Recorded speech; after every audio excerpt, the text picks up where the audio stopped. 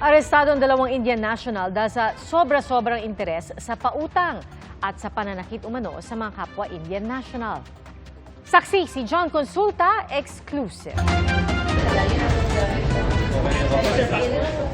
Kalaboso sa intrepid operation ng NBI Special Action Unit ang dalawang Indian sa coffee shop na ito sa Pasay City.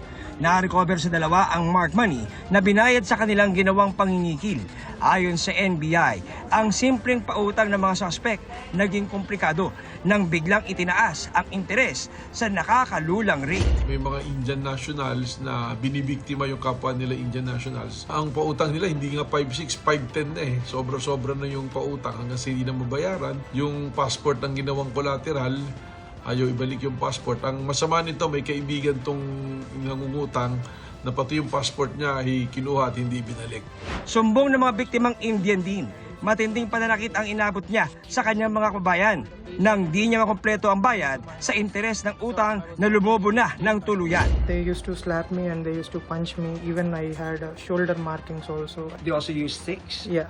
Where did they use the sticks? On my legs. Still like bruises, they hit me with the stick. When I try to tell them why should I pay the money when I don't owe you anything, they started giving me death threats, coming to my house. So I was not even able to stay in my house.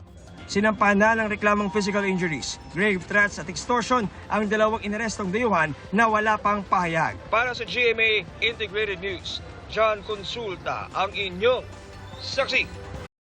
Mga kapuso, maging una sa saksi. Mag-subscribe sa GMA Integrated News sa YouTube para sa iba't ibang balita.